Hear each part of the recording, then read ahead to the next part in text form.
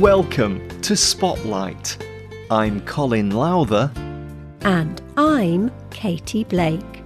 Spotlight uses a special English method of broadcasting.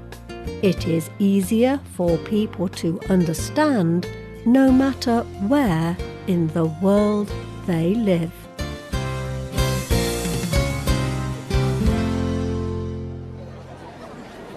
Imagine this. You are in a huge crowd. There are 100,000 people all standing very close to each other. You are searching for your friend. You know he is somewhere in this huge crowd. You start to look at all the faces around you. You call his name. Can you ever find him this way? This sounds like a bad dream, but it is the way Magellanic penguins find their mates. These big black and white seabirds do not fly, but they can swim very fast and walk very slowly. There is something else that is special about these birds. Magellanic penguins are monogamous. The penguins have the same mates for their whole lives. Today's spotlight is on these penguins and other creatures that can mate for life. During the winter, Magellanic penguins swim in the ocean. In the spring, they return to the land. They are ready to mate and have babies. However, the mates have been separated. Each penguin needs to find his or her mate again. The penguins all come to the same place. 100,000 penguins walk about. Each penguin looks for its mate. All the penguins are calling at the same time. It is a very noisy crowd. But each penguin can identify the sound of his or her own mate. This is the way they find each other again. For 30 years, a group of scientists has been studying these Magellanic penguins. The scientists are from the National Research Council of Argentina. They have found that the penguins sometimes travel as much as 10,000 miles in a year. But they always return to the same place. It is on the Patagonian coast of southern Argentina. One of the researchers is Dr. Pablo Garcia Borboroglu. He is president of the Global Penguin Society. He told the Telegraph newspaper, "It is unbelievable how far Magellanic penguins swim, and each mating season they come back to the same place and the same mate." The penguins only look for a new mate if one of them dies, or they may leave each other if they fail to produce a baby one year. Then both of them will look for a new mate the next year. Researchers say that about 90% of birds are monogamous to some degree.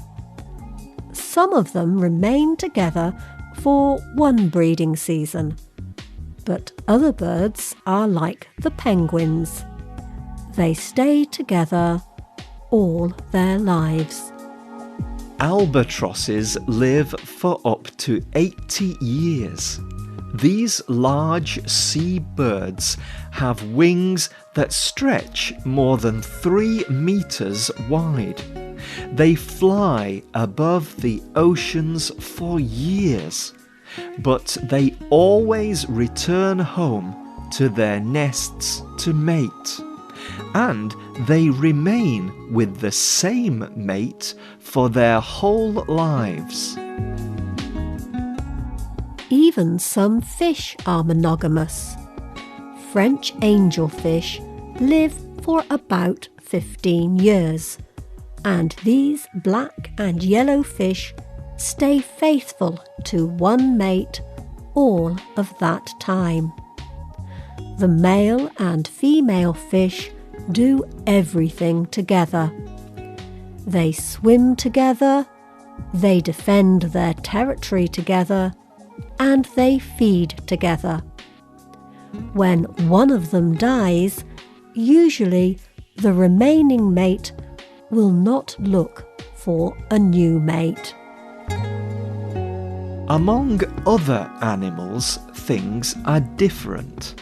Mammals are animals that feed milk to their young. This group of animals includes people. Less than 5% of mammals mate for life. The most monogamous animals include wolves, otters, and foxes. These animals have just one mate. However, the males will have sex with another female if they have a chance. Why do some mammals, birds, and fish remain faithful to one mate, while others do not? In most cases, it is all about survival. For example, birds share the duty of caring for babies. For the babies to survive, the parents must work together. Monogamous mammals stay together for the same kinds of reasons: to protect and care for babies, or to protect and care for their homes. David Barash and Judith Eve Lipton are scientists. They are also married. They have written 2 books about monogamy in animals and people. They say that all animals have the same goal: to have babies and reproduce their own genes. For some animals, having many different mates is a better way to reach this goal. For others, monogamy is the best method. Barash talked to the New Scientist magazine about their research. He said that animals are not monogamous because the animals are being kind. We have lots of examples of monogamous animals, like beavers and Malagasy jumping rats. These animals have good reasons for being monogamous. It is just that, given their biology, they do best when they stay together.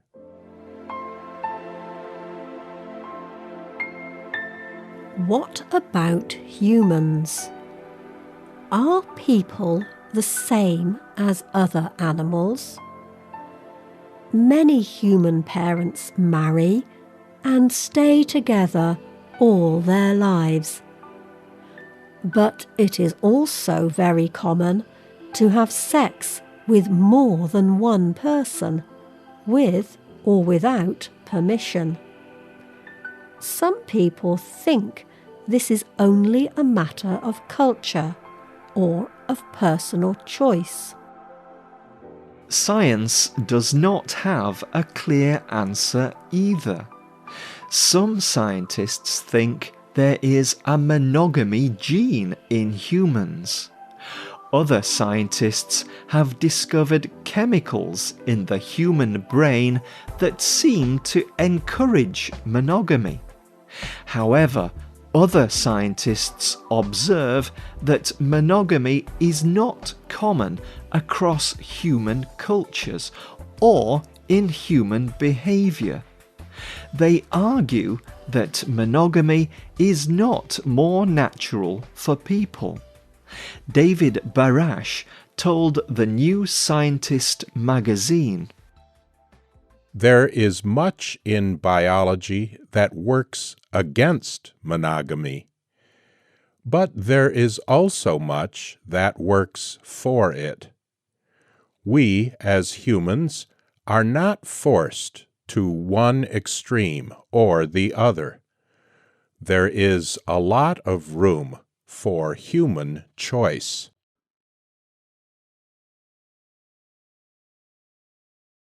Christians believe that biology is not the most important part of this question.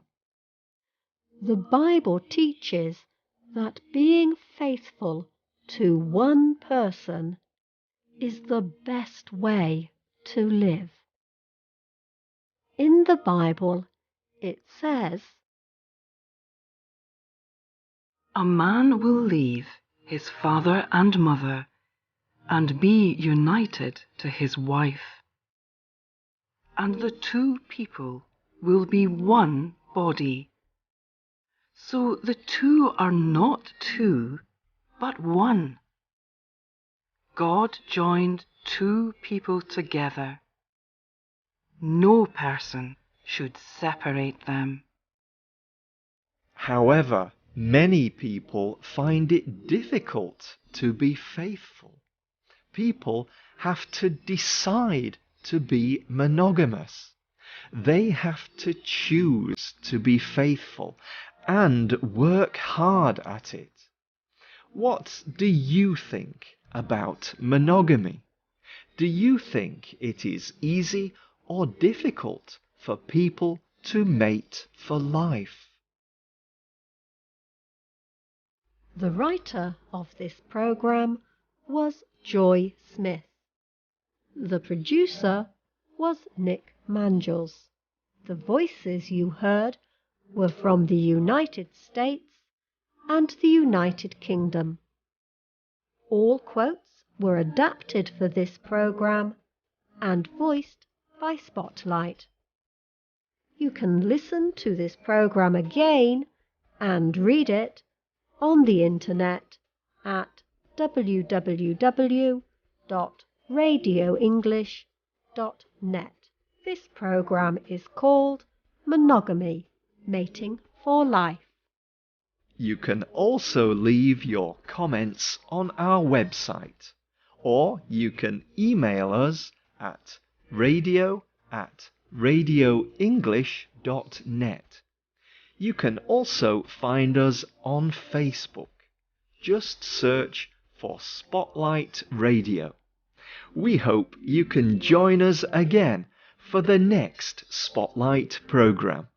Goodbye.